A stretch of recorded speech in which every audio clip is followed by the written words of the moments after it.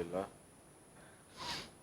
الحمد لله حمدا كثيرا طيبا مباركا فيه مباركا عليه كما يحب ربنا ويرضى وأصلي وأسلم على نبينا الكريم محمد وعلى آله وأصحابه ومن تبعهم بإحسان إلى يوم الدين. Baik, sebelum kita lanjutkan pelajaran kita di subuh kali ini, ada yang mau start hafalannya? Antum al-Baiquniyah. Abdu bilhamdi musalliyan ala Muhammadin khairin nabi ursira wa dhi min aqsamil hadithi iddah wa kullu wahidin ata wahdah awal was-sahih wa huwa mattasal isnaduhu wa lam yashadda aw yu'al yarwi adlun dhabitun an mithlihi mu'tamidun fi dhabti wa naqlihi. Ada yang hafal? Nggak ada?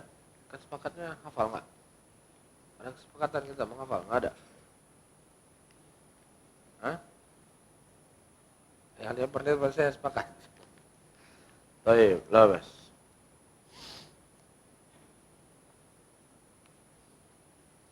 Abang Hafiz, kapan sebuah hadis dikatakan sebagai hadis yang sahih? Terus Bapak tulis ya. Hadir kemarin? Hafiz. Hadir, coba tulis. Syarat hadis sahih. Biar lebih ingat. Pakai bahasa Indonesia juga nggak apa-apa. Siap? Harus siap jadi laki-laki ya. Kapan sebuah hadis dikatakan sebagai hadis yang sahih? Dibuat model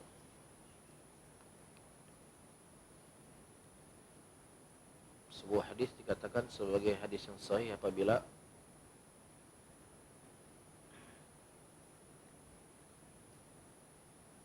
besar Bang Hafiz.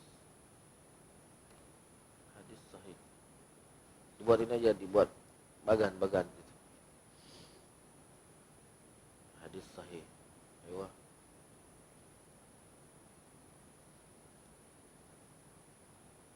Ada badannya berapa syarat? Ada 3. Tulis yang ingat aja dulu. 1.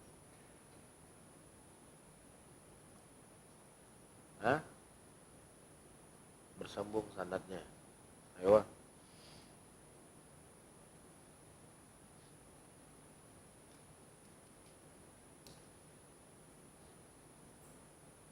Terus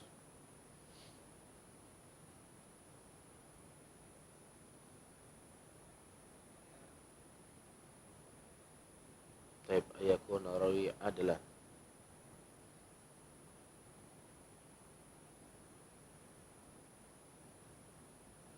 ya, adil boleh. Bahasa Indonesia. Terus apa satu lagi? Lupa. Taib lawas jelas. Barakallah. Abang Zaldi, sambung. Ingat? Sudah tadi ada. Pas. Abang tulis Bang Ipan. Jawab, tulis. Tulis Bang Ipan. Ayakun narawi Dobtan. Ayo. Sudah selesai gitu hadis sahih.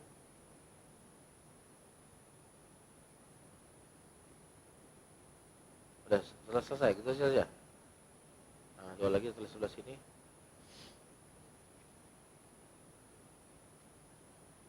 Itu syartul muthbitah. Yang kedua syartul manfiyah. Apa saja?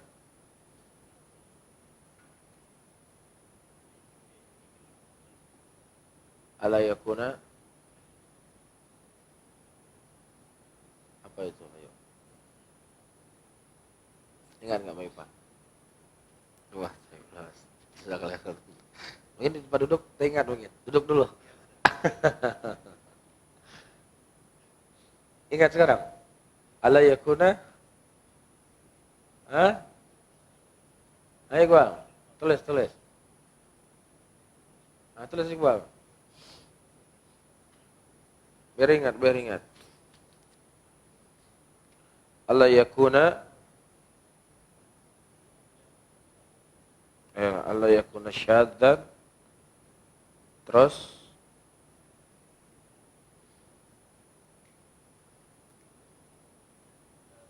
mu'allalan. Ayo. Baik. Jazakallah khairan. Jelas. Baik. Dan pada pertemuan yang lalu kita sudah menyebutkan tentang definisi al-adl. Nah, apa definisi al-adl? Indah ya Kapten. Hah? Apa? Kapten nggak hadir terakhir ya? Allah Ta'ala. Apa baik?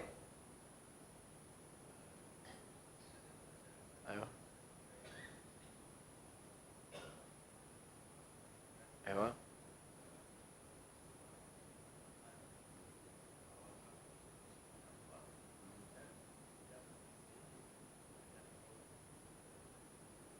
Tidak menjatuhkan muruahnya. Ayo. Terus? Ayo.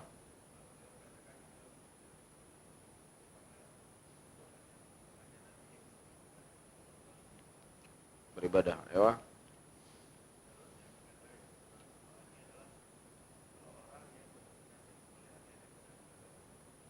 Masya Allah. Jazakallah khairan. Taib, kapan seorang rawi dikatakan al-adl? Bagaimana kita mengetahui seorang rawi dikatakan adl? Dokter. Mana dokter? Dokter.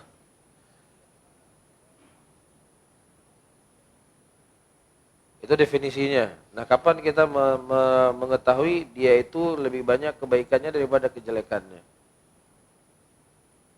Kaifa tuthbitu adalatul rawi?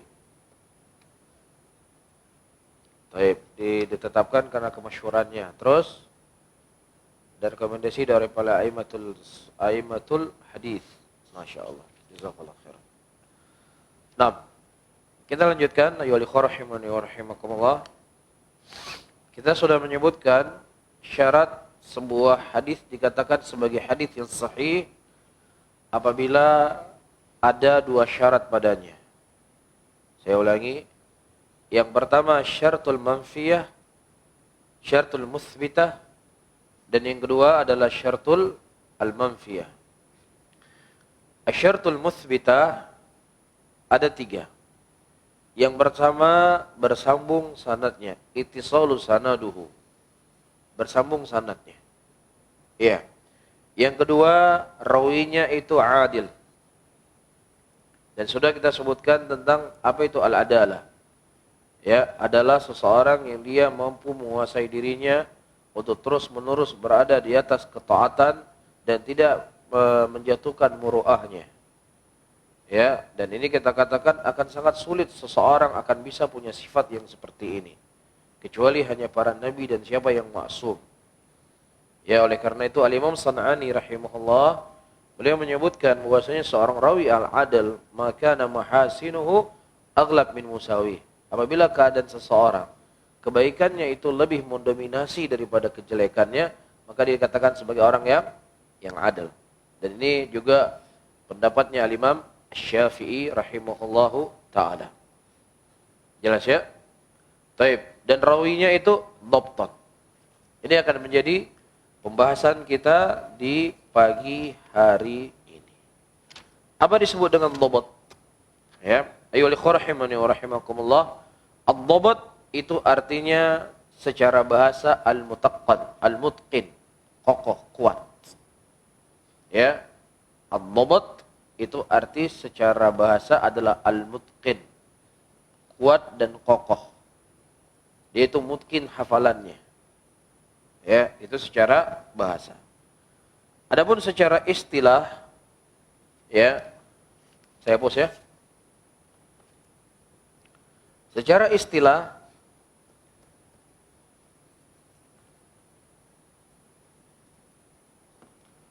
dhabt itu ada dua. Ya, secara istilah, dhabt itu dibagi menjadi dua. Yang pertama, dhabt sadr.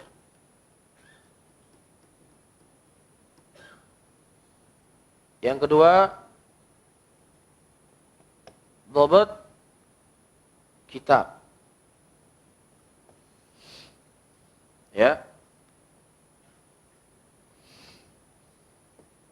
Ini ba di sini ya. Dhabt itu ada dua. Yang pertama dhabt sadr, yang kedua dhabt kitab. Apa itu dhabt sadr? Dhabt sadr disebutkan di sini wa ayyuthbit rawi ma sami'ahu min masyayikhihi bihayth yatamaqqan min istihdharihi ma tasha. Dhabt sadr di mana seorang rawi dia mendengar hadis dari gurunya. Ya, misalnya Imam Malik rahimahullah di majelis beliau menyampaikan 5 hadis satu hari. Beliau menyampaikan 5 hadis. Ya, kemudian banyak di antara murid-murid Al-Imam Malik rahimahullah menghafal hadis dari Imam Malik. Bukan dalam bentuk tulisan, tapi dalam dihafal. Dan tidak hanya sampai di sini. Kalau seandainya dia menghafal di majelis saja, kemudian keluar dari majelis, apa hadis yang disampaikan oleh Imam Malik tadi? Atau lupa. Ini tidak disebut sebagai dhabt as-sadr. Tetapi sebuah dhabt dikatakan sebagai dhabt as-sadr bihayth yatamakan min istihdharihi ma tasha. Dia menghafal hadis dari gurunya di majelis ketika dia mendengar hadis, dan dia mampu untuk menyampaikan hadis tersebut kapan saja. Ini disebut sebagai dhabt as-sadr. Paham?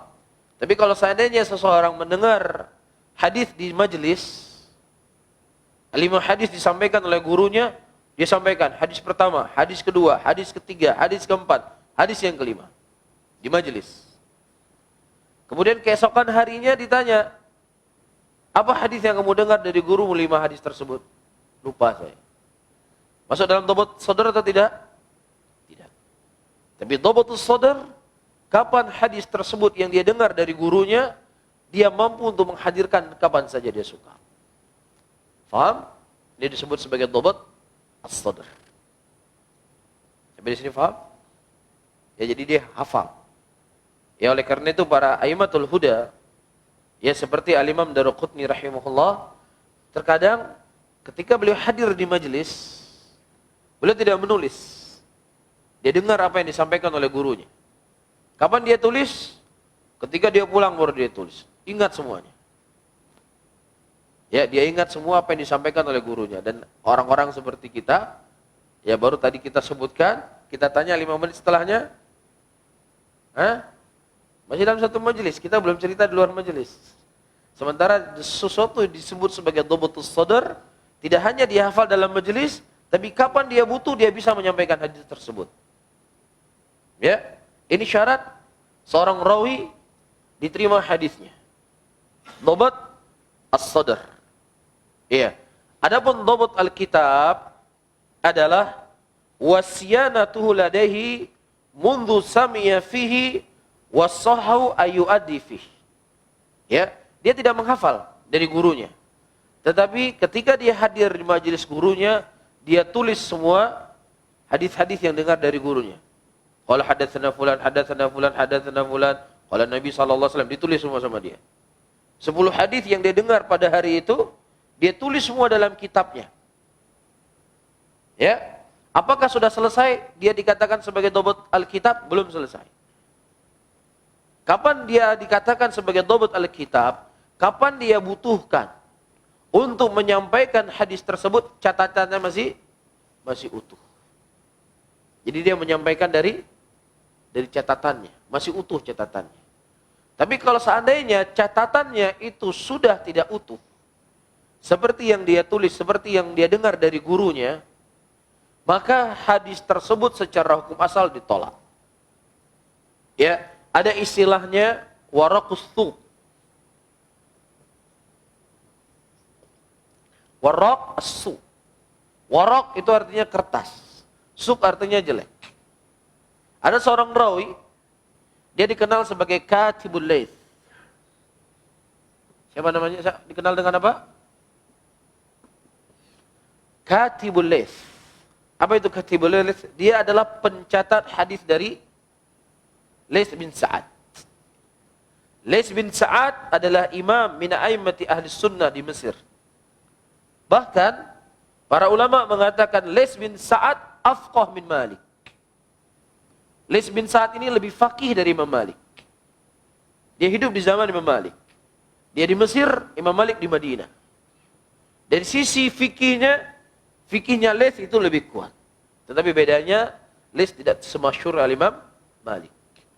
Dia punya sekretaris yang mencatat semua hadis dari Laits. Nah, pencatat hadis Laits ini dia tidak menghafal, hafalannya dia tidak kuat.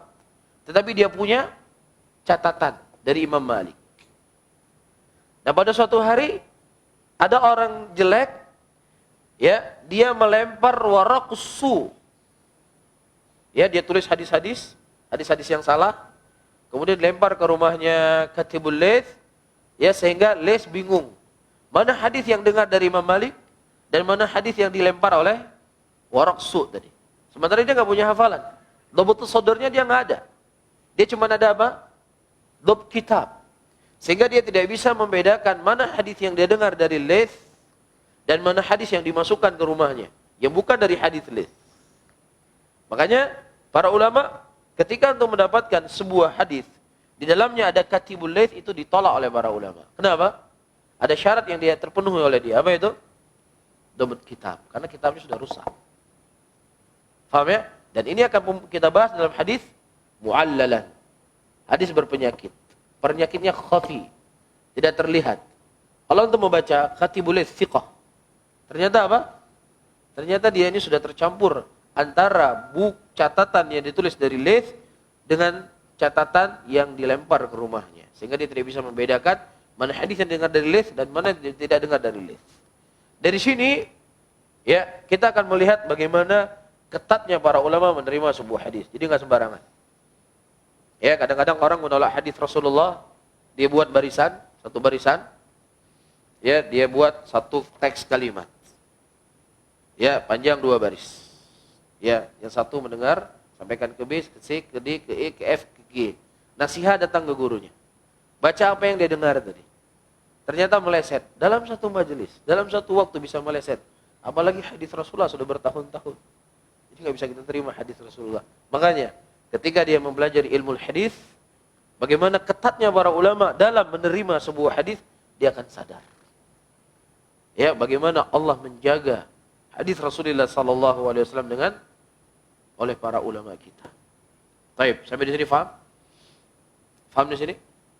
Taib, dhab dibagi menjadi 2. Ada yang namanya dhabus sadr, ada yang namanya dhab kitab. Dhabt sadr itu seseorang menghafal hadis dari semenjak dia mendengar dari gurunya dan dia bisa menyampaikan hadis tersebut kapan dia suka. Iya. Adapun dhabt kitab, ya, seseorang mendengar hadis dari gurunya, dia tulis semua apa yang dia dengar, kemudian kitab yang dia tulis dari gurunya masih terjaga. Faham? Nah, kalau seandainya terjadi perselisihan di antara rawi yang dhabtus sadr dengan rawi yang disebut dengan dhabt kitab, mana yang lebih dikedepankan? Dhabt kitab, karena hafalan itu berkhianat. Ya, nanti akan ada dalam ilmu mu'al. Cuman saya ingin isyarat saja. Ketika terjadi perselisihan di antara dhabt sadr dengan dhabt kitab, maka dhabt sadr itu dhabt kitab itu lebih dikedepankan.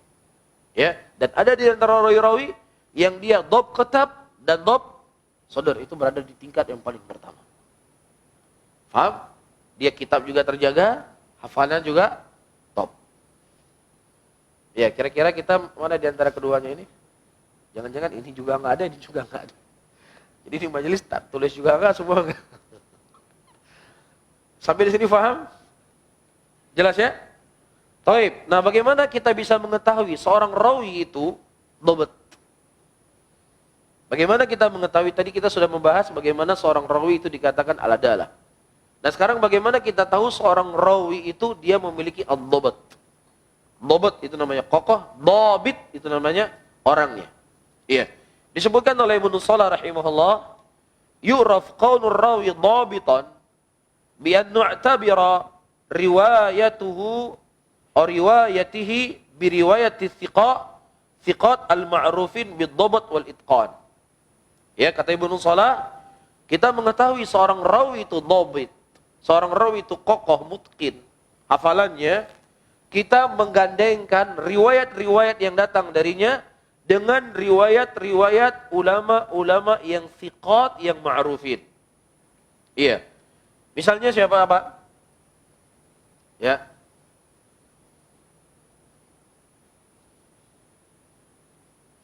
Seperti yang saya contohkan kemarin. Ini rawi Imam Malik rahimahullah misalkan. Imam Malik. Ya. Yang mendengar hadis dari Imam Malik, Abdullah bin Yusuf At-Tirmidzi. Faham di sini ya? Nah, di sini misalnya ada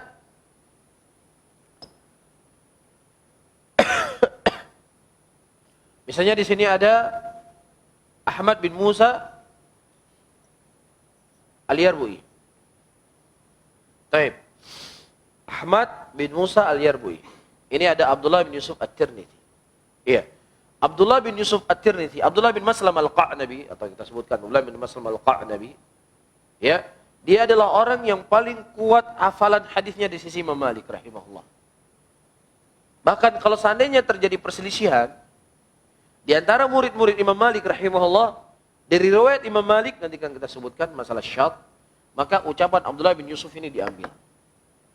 Faham? Nah, ketika kita mendapatkan hadis Abu Musa ini, Ahmad bin Musa Al-Yarbu'i, hadis-hadis dia yang diriwayatkan oleh Imam Malik rahimahullah, hadis-hadis yang diriwayatkan dari Imam Malik, ini sama persis seperti diriwayat Abdullah bin Yusuf dari Imam Malik. Berarti kita bisa mengetahui dia juga kuat. Sama, digandengkan dengan ini. Paham ya? Digandengkan dengan Abdullah bin Yusuf At-Tirmidzi. Makanya kata Imam Ibnu Shalah rahimahullah, yuraf qawna rawi dhabitan bi an na'tabira riwayatihi bi riwayati thiqat al-ma'rufin bid-dhabt wal itqan. Fa in wajadna riwayatihi riwayatahu muwafaqatan walau min haitsul ma'na li riwayatihim. Jadi kalau kita mendapatkan riwayatnya dia itu bersesuaian dengan riwayat ini, walaupun lafadznya tidak sama persis tetapi maknanya sama. Ya, atau kebanyakan keadaan hadisnya itu menyerupai dengan hadis ini, maka kita bisa mengetahui rawi ini adalah rawi yang dhabt. Ya, dan kita tidak mengetahui banyak penyelisihan dia dari rawi tersebut. Sampai sini jelas? Jelas ya? Kapan seorang rawi dikatakan dhabt? Sampai sini jelas? Jelas ya? Baik. Kita masuk yang kedua.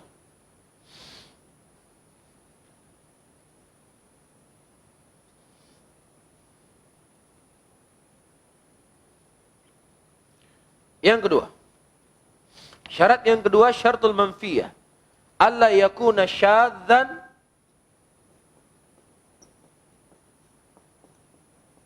wala mu'allalan. Kita masuk kepada pembahasan syadz. Apa itu syadz?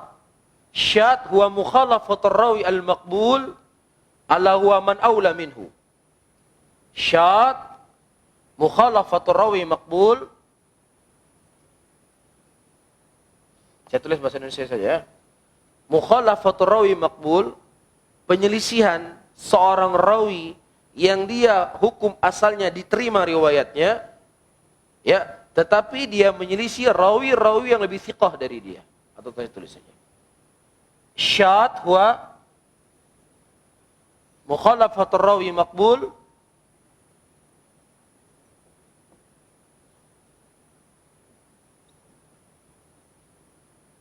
ala man huwa aula minhu.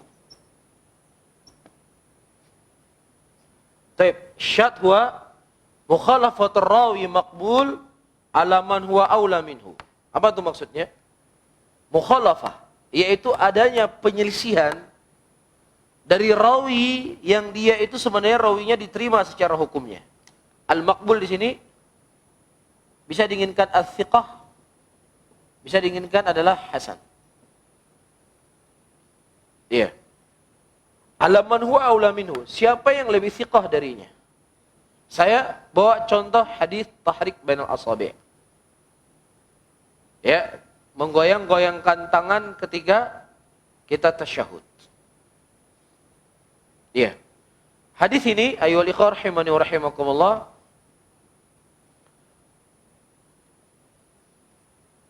Aimatus thiqat, imam-imam thiqat ada kurang lebih 12 orang. Ada Hamad bin Zaid, Hamad bin Salamah. Iya. Ada Sufyan bin Sa'id, ada Sufyan ibn Uyainah. 12 imam thiqat meriwayatkan hadis ya dari guru mereka semuanya dengan cara isyarat seperti ini. Fa asyarat ilaih. Nabi SAW ketika beliau tasyahud disebutkan dalam hadis ya, beliau menunjukkan tangannya seperti ini. Lurus. 12 imam. Berapa orang? 12 imam. Hamad bin Zaid, Hamad bin Salamah, Sufyan bin Sa'id, Sufyan al-Thawri, dan a'immatu yang lainnya. Semua meriwayatkan hadis dari guru mereka. Rasulullah SAW ketika beliau tasyahud, tangan beliau seperti ini. Fa asyarat ilaih. Ya. Kemudian datang seorang rawi.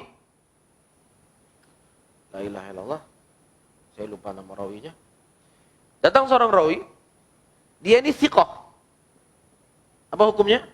Dia bukan dhaif, thiqah. Dobatnya kuat dan juga dia apa? Adalah. Syarat dia menjadi seorang rawi thiqah ada. Faham? Tetapi dia meriwayatkan hadis tersebut dari gurunya dengan cara apa? Digoyang-goyangkan tangan. Paham? Jadi logikanya begini. Ada seorang guru, ya, dia menyampaikan berita kepada murid-muridnya. Dengan teks hadis yang saya sebutkan tadi. Ya, Rasulullah SAW ketika beliau tasyahud dalam salat beliau menunjukkan tangan beliau seperti ini. Yang juara 1, juara 2, juara 3, juara 4, juara 5, juara 6, juara 7, juara 8, juara 9, juara 10 mengkhabarkan apa? Rasulullah tunjuk tangan seperti ini.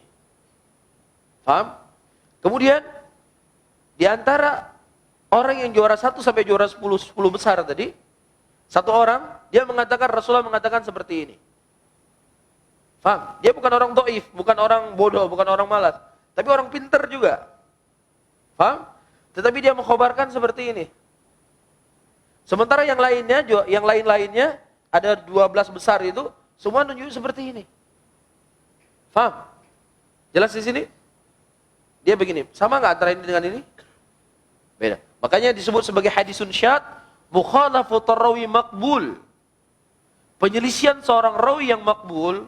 Siapa rawi makbul? Ini tadi. Dia makbul kan? Thiqah kan? Penyelisihan rawi yang thiqah dengan siapa yang lebih thiqah dari dia. Kalau seandainya hadis ini datang dua imam yang meriwayatkan. Satu Hamad bin Zaid misalkan, yang satu adalah la ilaha illallah, saya lupa namanya. Allah kita bilang. Ya. Seandainya beliau ini menyelisih dari Pak Hamad bin Zaid, sudah cukup dia ditolak riwayatnya. Nah sekarang bukan hanya Hamad bin Zaid yang ditolak, yang dia selisih, ada 11 imam yang lainnya. Hamad bin Salamah, Sufyan bin Sa'id, Sufyan al-Thawri, Yahya bin Sa'id al-Qattan. Satu orang saja dia selisih Hamad bin Zaid, riwayatnya sudah nggak diterima. Apalagi dia menyelisih berapa orang? 12 orang. Itu namanya apa? Syadz. Ada yang namanya lagi mungkar. Kalau mungkar di bawahnya, mukhalafatur rawi dhaif ala huwa man aula minhu. Penyelisihan rawi yang lemah. Kalau ini kan dia thiqah tadi. Kalau ini rawi yang lemah, dia ini dhaif. Didhaifkan oleh para ulama. Sudah dia dhaif, dia menyelisih lagi apa? Rawi-rawi yang thiqah. Faham? Misalnya juara 1, juara 2, juara 3, sampai juara 10 besar mengkhabarkan A. Nah, dia ini sering tinggal kelas, sering bolos di sekolah. Tiba-tiba dia meriwayatkan B. Diterima nggak yang B ini? Nggak bakal diterima. Dan ini masuk dalam contoh yang disebutkan oleh para ulama, di antaranya Ibnu Hajar rahimahullah, ya Abu Ja'far Ar-Razi. Abu Ja'far Ar-Razi, beliau meriwayatkan hadis Nabi SAW di salat subuh, beliau terus menerus kunut sampai beliau meninggal. Dia menambah lafaz seperti ini. Sementara riwayat-riwayat yang ada di Sahih Bukhari dan Sahih Muslim, tidak ada satupun yang mengkhabarkan Rasulullah SAW beliau kunut setiap salat subuh. Hanya yang menambah siapa? Abu Ja'far. Abu Ja'far Ar-Razi secara hukum asal dia itu apa? Lemah. Sudah lemah, dia selisih lagi orang lebih thiqah darinya. Itu disebut sebagai apa? Mungkar. Tapi kalau seandainya dia itu thiqah, tetapi dia menyelisihi orang yang lebih thiqah dari dia, disebut sebagai syadz.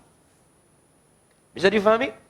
Dan Syekh Muqbil rahimahullah berkata, kalau seandainya hadis menggoyang-goyangkan tangan ini di dalam tasyahud tidak dikatakan syadz, maka tidak ada syadz di muka bumi ini, kata Syekh Muqbil.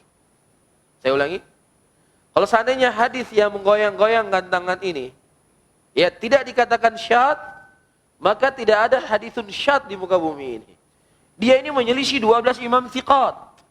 Kalau seandainya dia menyelisih satu orang saja, sudah dikatakan riwayatnya syadz. Apalagi dia menyelisih apa? 12 imam yang thiqat.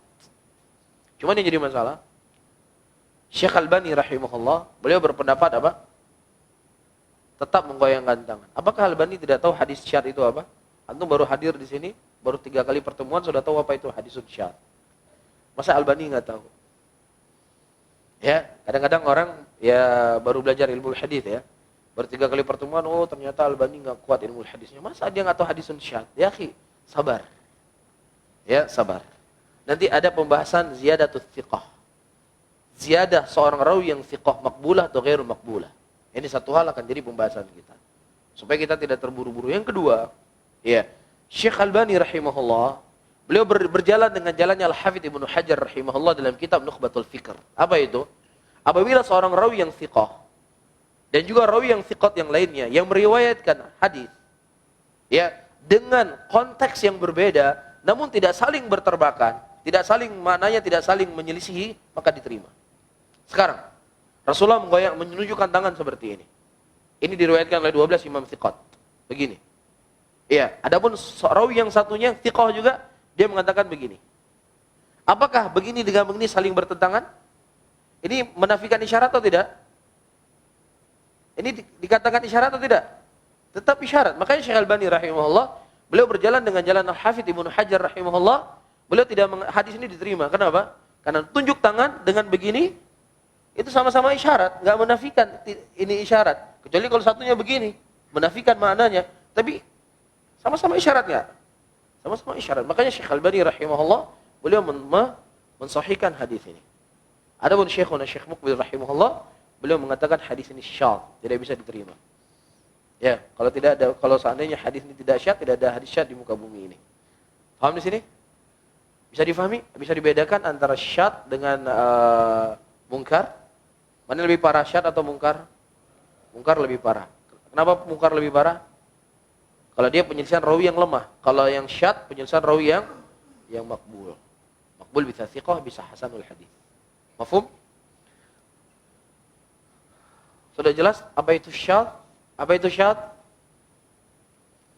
Mukhalafatul rawi al-maqbul ala man huwa aula minhu. Ya. Sampai sini paham? Satu saya ulangi lagi. Cukup? Saya bos ya.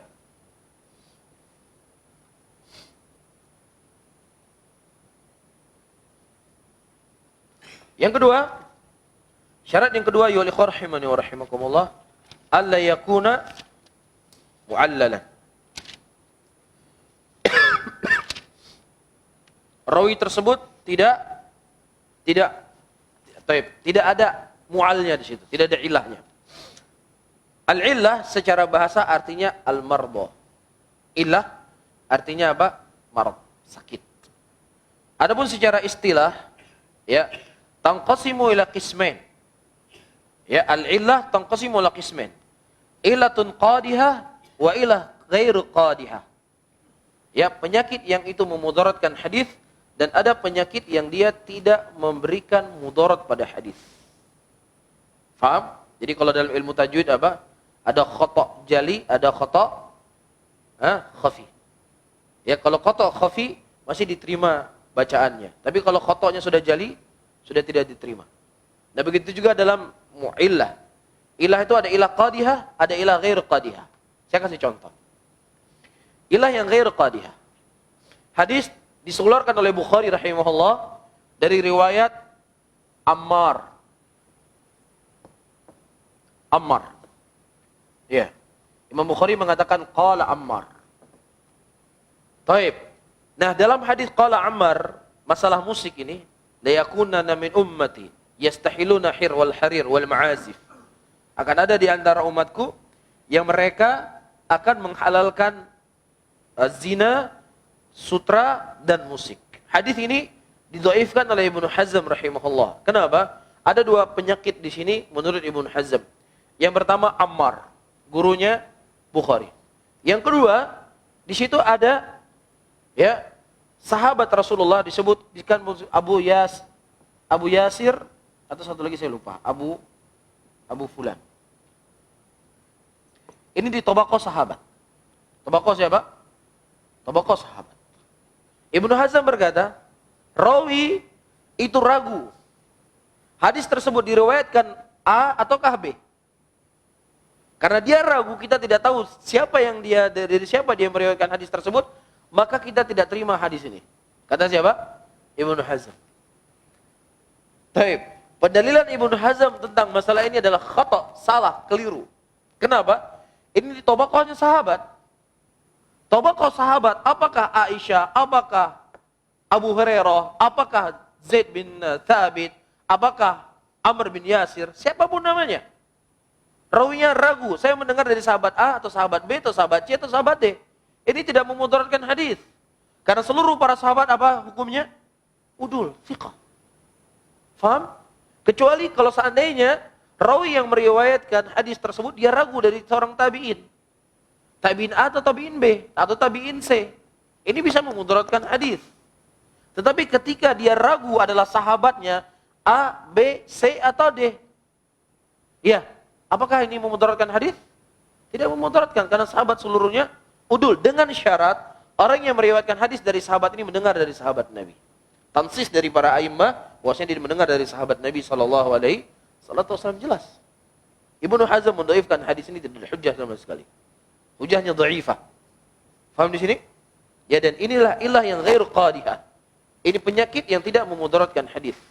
Karena jahalah sahabat la yadur. Jalannya sahabat itu tidak memudaratkan sebuah hadis. Bisa difahami? Ya, dan masalah illah ini akan kita bahas secara lebih luas seperti pada babnya sendiri. Ya, cuman tentu harus paham illah itu artinya penyakit. Ya, Abdurrahman bin Mahdi rahimahullah mengatakan, ma'rifatun nabi hadzal fan kasahir indal awam. Ya, pengenalan kami tentang ilmu penyakit dalam sebuah hadis itu ibaratnya seperti ilmu sihir di kalangan orang awam. Apa maksudnya? Para imam hadis ketika ditanyakan sebuah hadis kepada mereka, dia bacakan hadis begini, hadisnya lemah. Tanpa dia periksa. Paham? Dia bisa mengetahui hadis ini berpenyakit. Para ulama mengibaratkan antum yang sudah jago bengkel, sudah kerja di perbengkelan 40 tahun. Datang mobil ke tempat antum. Antum belum periksa, dengar. Oh, businya rusak. Betul, ada orang bengkel sini. Misalnya datang orang pergi ke dokter. Dokter, sakit gigi saya nih. Baru dia ngomong, wah ini kayaknya ini skala giginya. Kenapa? Karena dia sudah berkutat dengan gigi berpuluh tahun. Begitu juga tukang bengkel. Belum dia periksa mobilnya, ini bautnya ada yang longgar ini. Businya nih ada yang rusak. Belum dia periksa. Dan begitu juga tentang ulama hadis sudah berkutat dengan hadis puluhan tahun. Ketika dia mendengar sebuah hadis, ini hadis berpenyakit ini. Kalau kita belum merasa ya. Jadi jangan, wah ini hadisnya lemah. Kita belum sampai, kita masih jauh. Ini para imam, kesibukannya hadis. Iya, datang orang kepada Abu Hatim rahimahullah. Ditanya kepada Abu Hatim, "Ya Abu Hatim, bagaimana hukum hadis ini?" Hadisnya lemah. Iya. Kamu tanya kepada Abu Zur'ah, apa yang saya katakan benar atau tidak? Ketika disampaikan ternyata apa? Betul. Ada rasa, ada dzuk. Ya, jadi apa yang disebutkan oleh Abdurrahman Mahdi? Ma'rifatun Nabi Hadal Fan, pengenalan kami terhadap ilmu ilah hadis itu seperti ilmu sihir di kalangan orang awam. Faham mereka? Ini ada penyakitnya. Faham? Jadi penyakitnya itu tersembunyi. Apa? Misal contohnya begini. Abdul Razak ibn Hammam as-San'ani rahimahullah. Siapa? Abdul Razak ibn Hammam as-San'ani, Imam Thiqah. Imam min a'immati Thiqah. Abdul Razak ibn Hammam as-San'ani. Iya, antum membaca kitab biografi Thiqah, imam. Tetapi terkadang para imam ketika kita melihat sebuah hadis hadatsana fulan, semuanya thiqah, dhaif hadisnya. Loh kok bisa? Kok bisa hadisnya dikatakan dhaif? Dan mereka beralasan sebab dhaifnya adalah Abdul Razak ibn Hammam as-San'ani. Loh kok bisa? Abdul Razak kan thiqah. Kok bisa dia didhaifkan karena dia? Ternyata ya, si fulan ya A yang meriwayatkan dari Abdul Razak itu dia meriwayatkan hadis dari Abdul Razak setelah Abdul Razak ikhtilat. Apa itu ikhtilat? Sudah pikun. Paham? Jadi dia mendengar hadis kepada Abdul Razak di tahun misalnya 200-an Hijriah. Nah, tahun 200 Hijriah, Abdul Razak ini sudah pikun. Berarti dia mendengar hadis kepada Abdul Razak ketika Abdul Razak sudah pikun, ditolak oleh para ulama hadisnya. Segitunya tahu ulama kita. Jadi ketat dalam ilmu hadis. Paham di sini? Diketahui loh kok bisa hadisnya lemah. Padahal semuanya thiqah, betul thiqah. Cuma dia meriwayatkan hadis dari Abdul Razak dalam keadaan Abdul Razak sudah pikun. Bisa difahami? Atau bisa juga seorang rawi dia dhabatul kitab. Dia dhabat apa? Dhabat kitab. Hafalan kitabnya bagus. Dia misalnya dari negeri Yaman, dia pergi ke Irak. Bukunya dia simpan di negeri Yaman. Di mana dia simpan? Di Yaman. Pergi dia ke Irak. Duduk dia dalam majelis. Dia sampaikan hadis kepada murid-muridnya. Dari apa? Hafalannya. Sementara dia dhabatnya dhabat Alkitab. Dia sampaikan dari hafalannya. Nah, orang-orang yang mendengar hadis dia di Irak itu ditolak oleh para ulama. Kenapa? Karena dia rawi A tidak membawa kitab ketika dia menyampaikan hadis di Irak. Tahu ulama seperti ini. Paham ya? Ini diantara bentuk penyakit hadis. Diketahui. Dia datang ke Irak, pada waktu itu dia tidak membawa kitab. Sementara dia dhabatnya dhabat kitabah. Dia menyampaikan hadis dengan hafalannya. Secara hukum asal hadisnya ditolak, nggak diterima. Kecuali ketika dikorinkan dengan riwayat-riwayat yang lain ternyata sama, baru diterima. Kalau nggak hukum asalnya ditolak. Faham di sini? Ini namanya illatul hadis. Dan ini kita akan sampai pada pembahasannya. Lebih melebar tentang penyakit dalam sebuah hadis. Kita tutup majelis kita di pagi hari ini. Saya membuat satu contoh. Sebuah hadis dikatakan sebagai hadis yang sahih. Sudah selesai ya semua syaratnya? Taib. Sebuah hadis dikatakan, kita buat contoh, disebutkan di sini. Misalul hadis sahih, qala al-Bukhari.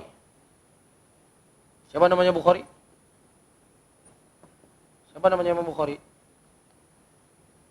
Ada yang tahu siapa namanya Imam Bukhari? Siapa? Kapten? Muhammad bin Ismail bin Ibrahim Al-Bardizbah Al-Mughirah Al-Bukhari. Antum hafal ya, jangan sampai enggak tahu Imam Bukhari namanya siapa. Siapa nama Bukhari? Muhammad ibnu Muslim ibnu Ismail ibnu Bardizbah Al-Bukhari. Abu siapa? Abu Abdullah. Baik. Qala Al-Bukhari rahimahullah, haddatsana Ali ibnu Ja'ad. Baik. Qala akhbarana Syu'bah.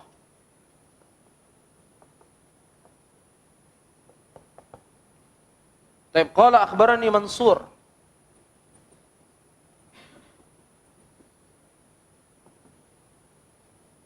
Qala akhbarani Mansur qala sami'tu Rib'i ibn Hirash.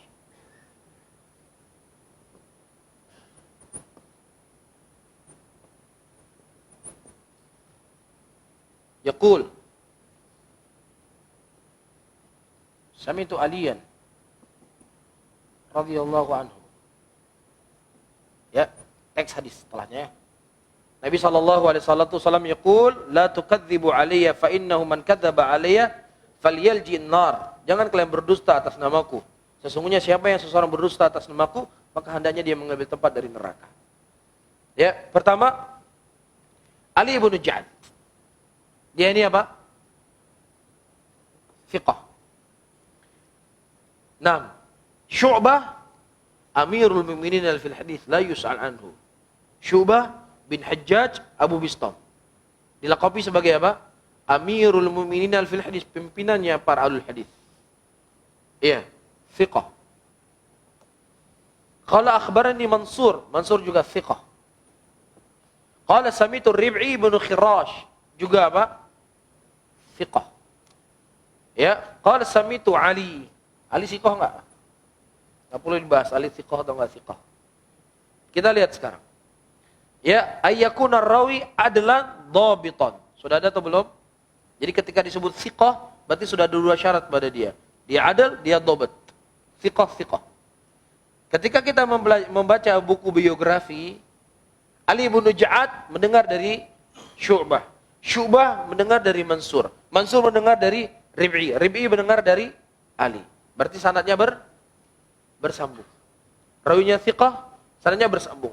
Dan tidak ada satupun aimati ahlil hadis yang menghukumi hadis ini syadz. Dan juga tidak ada satupun aimatul hadis yang menghukumi hadis ini apa? Mu'al. Berarti hadisnya sahih. Berarti sudah bisa mendhaifkan hadis kita. Belum. Ini sebagai contoh saja. Jelas ya? Ini sebagai contoh. Sampai sini paham? Ada pertanyaan sampai di sini? Hah? Ada pertanyaan? Atau nanti saya yang tanya? Hah? Ada pertanyaan? Kapan sebuah hadis dikatakan sebagai hadis yang sahih? Apabila terkumpul padanya dua syarat. Yang pertama syaratul mutsbitah, yang kedua syaratul manfiyah. Asyaratul mutsbitah ada 3. Pertama, ayakuna rawi adlan, ayakuna rawi dhabitan, aitissalus sanad. Syarat yang manfiyah, la yakuna syadzan wala mu'allalan. Dan kita sudah jelaskan apa itu syadz, apa itu mu'all secara umum. Dan rinciannya kita akan masuk pada babnya sendiri-sendiri. Sampai di sini paham? Cukup? Tapi jangan jadi dobat apa? Harus jadi dobat apa? Ya minimal dobat kitab lah. Pas nanti pengajian ke depan pas dibaca, jangankan apa yang ditulis jangan enggak paham. Jadi dobot kitab enggak, dobot saudara apa lagi? Paham ya? Jadi apa yang antum tulis hari ini, ketika antum baca paham apa yang ditulis. Jadi kok enggak paham juga. Jelas ya? Antum murojaah. Kalau enggak murojaah, kita akan lewat gitu saja. Antum harus murojaah. Murojaah mengulang-ulang. Ya, apalagi sudah tua kan memori ya, dulu pelajaran di sekolah ngulang-ngulang. Nah, sekarang kita ngulang-ngulang pelajaran. Ya, dan kita sudah sepakat kita tidak lagi belajar model apa? Taklim kajian umum. Kita sudah mulai bahas kitab satu persatu. Ya, alhamdulillah Ustaz Farhan sudah bahas kitab, Ustaz Imam sudah bahas kitab, Ustaz Azhari juga sudah bahas kitab. Jadi, ya itu harus kita jalani. Jadi jangan taklim umum dengar, oh enak seru, pulang, selesai, udah. Ya, enggak, kita sekarang sudah baca silsilah. Kita kan masuk silsilah. Habis kitab ini kita baca kitab yang lain. Ya tapi kalau antum nggak ada persiapan, ya ditanya besok apa dobat saudara? Ya jadi tolong di murojaah. Antum sudah ada punya kitab semua? Kalau nggak di fotokopi, ini kitabnya bagus. Ya kalau nggak di fotokopi. Baik. Saya akhiri. Foto boleh sekali.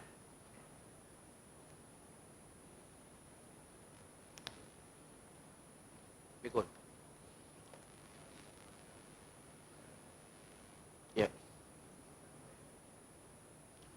6. Jadi disebutkan nanti dalam kitab sejarah. Ya, makanya kita bisa membuka kitab Tahdhibut Tahdhib miliknya Imam Zahabi. Kita bisa buka kitab Taqribut Tahdhib, ringkasan dari kitab Tahdhibut Tahdhib miliknya Al-Hafidz Ibnu Hajar. Kita bisa membuka kitab Al-Jarh wa Ta'dil. Imam Bukhari rahimahullah penulis Abu Zur'ah atau Abu Hatim menulis kitab Al-Jarh wa Ta'dil atau Su'alat yang diajukan kepada Imam Al-Jarh wa Ta'dil. Nanti kita akan bahas siapa saja dikatakan sebagai Imam Jarh wa Ta'dil. Ya, An-Nasai, Bukhari, Yahya bin Ma'in, Ali Madini. Dan mereka mengatakan fulan ikhtilat. Di situ kita tahu. Ya dari tansisnya para a'immah. Nasnya para a'immah si fulan itu apa? Mukhtalit. Nanti akan disebutkan sebagai rawi-rawi yang mukhtalit itu apa? Di waktu duha dia mengumandangkan azan. Di waktu duha mengumandangkan azan. Jadi dia sudah ikhtilat ini. Ya sudah muqaddimatul junun, diketahui oleh para imamatul hadis dan disebutkan oleh mereka dalam kitab, dan ini tidak dikatakan sebagai ghibah. Karena apa? Untuk menjaga hadis Rasulullah sallallahu alaihi wasallam. Ya, untuk menjaga hadis Rasulullah. Nah, adapun sebelum dia ikhtilat, riwayatnya diterima. Makanya para ulama tahu, fulan mendengar hadis dari Abdul Razak Ibnu Hammam As-Sanani sebelum dia ikhtilat. Diterima semua riwayatnya. Faham? Tetapi ditansis oleh para imam, si fulan mendengar hadis dari Abdul Razak Ibnu Sanani setelah Abdul Razak itu ikhtilaf. Paham di sini?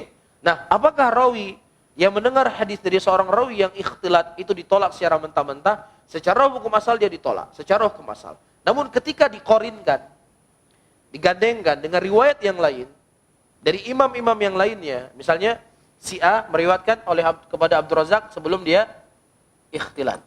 Si B meriwayatkan hadis dari Abdul Razak ba'da ikhtilat. Ini setelah ikhtilat, ini sebelum ikhtilat. Nah, ternyata ketika digandengkan, ternyata riwayat B dengan si A sama. Berarti diterima ini. Tapi kalau seandainya riwayat B dengan si A beda, ini sebelum ikhtilat, ini setelah ikhtilat, maka si B ditolak, nggak diterima. Paham di sini? Itu kurang lebih gambarannya. Ya. Ada yang lain? Lumayan capek juga ya, tapi nggak mau olahraga nih. Kalau nggak ada, saya akhiri. Allah, Fadhal Kapten.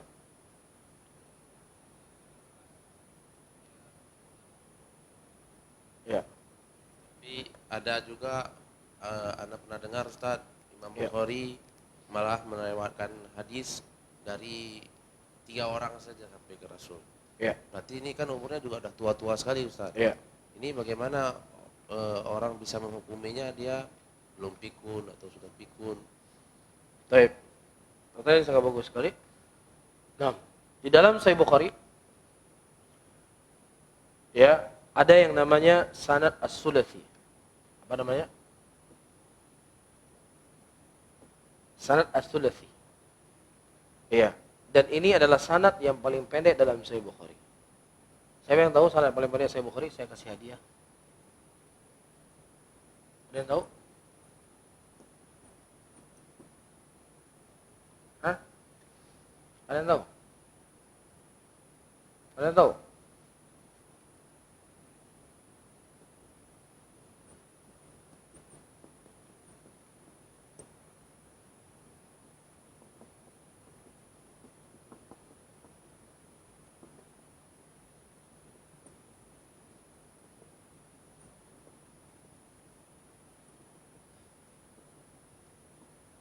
Qala al-Bukhari rahimahullah haddatsana Makki bin Ibrahim. Qala haddatsana Yazid bin Abi Habib qala haddatsana Salamah bin Aqwa. Qala Nabi sallallahu alaihi wasallam man kadzaba alayya muta'ammidan falyatabawa maq'adahu minan nar. Ini adalah sanad yang paling pendek dalam Sahih Bukhari. Ada berapa sanad? 3 sanad. Baik, Makki bin Ibrahim meriwayatkan dari gurunya Yazid bin Abi Habib. Yazid bin Abi Habib meriwayatkan dari gurunya Salamah bin Aqwa. Iya. Adapun sanad yang paling panjang di Sahih Bukhari itu ada 9 jalan. Fulan. Iya. Ada sanad yang dikenal dengan sanad az-Zahabiyah. Apa itu sanad az-Zahabiyah dari Bukhari? Qala haddatsana Bukhari. Qala Imam Bukhari rahimahullah haddatsana Malik. Qala haddatsana Abdullah bin Yusuf At-Tirmidzi. Qala haddatsana Malik An-Nafi an Ibnu Umar. Ini sanad emas dalam Sahih Bukhari. Jelas ya? Nah, sekarang tidak semua orang yang sudah tua itu dikatakan pikun. Ya, masyayikh ahli sunnah fi hadil asr. Al-Syekh Al-Allamah Abdul Muhsin Al-Abbad itu umur beliau hampir 100 tahun. 90 tahun lebih. Sampai hari ini beliau masih mengajar di Masjid Nabawi. Ya, dan beliau sedang mengajar Sahih Muslim. Ketika beliau meriwayati sanad fulan disebutkan satu persatu. Syu'bah bin Hajjaj, Abu Bistam, Amirul Mu'minin fil hadis. Hidup di sekian, meninggal tahun sekian. Disebutkan satu persatu.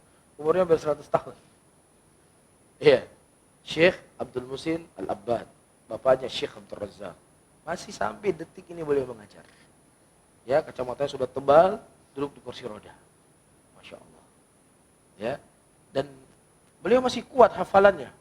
Ya, masih sangat kuat. Kecuali paling karena beliau sudah sangat tua, orang yang sudah duduk di majelis beliau bisa faham terkadang omongan beliau. Karena beliau sudah tua ya. Sulit, kadang huruf-hurufnya tidak lagi seperti orang yang masih sempurna. Iya. Dan ada nanti orang-orang yang tua yang sudah apa? Ikhtilat. Iya, di antara yang disebutkan rawi yang mukhtalid di masa tuanya siapa? Abdul Razzaq Ibnu Hammam San'ani. Jadi ditansis khusus oleh para a'immah. Ditansis khusus oleh para imam huwa mukhtalid. Ya, di tahun sekian dia sudah ikhtilat. Dan orang-orang yang mendengarkan hadis dari dia setelah dia ikhtilat, fulan bin fulan, hati-hati riwayatnya dia dari fulan. Ada tansisnya para a'immah. Dan tidak semua orang yang tua itu di ikhtilat. Ya, di antaranya disebutkan dia kumandang adzan di waktu duha. Makanya sebagian para imam dia memberikan wasiat kepada anaknya, kalau seandainya engkau melihat aku sudah mulai ikhtilat, pegang tanganku dan masukkan aku ke dalam rumah. Maksudnya dia berwasiat kepada anaknya untuk jangan sampai dia meriwayatkan hadis, karena rusak riwayatnya akan ditolak nanti. Jelas ya? Jadi ada tansisnya dari para imam. Dan enggak semua yang tua itu apa? Ikhtilat. Jelas ya? Ada yang lain? Kalau tidak ada saya akhiri. Allahumma shalli ala Muhammadin wa ala alihi wa ashabihi wa man tabi'ahum bi ihsanin ila yaumiddin. Assalamualaikum warahmatullahi wabarakatuh.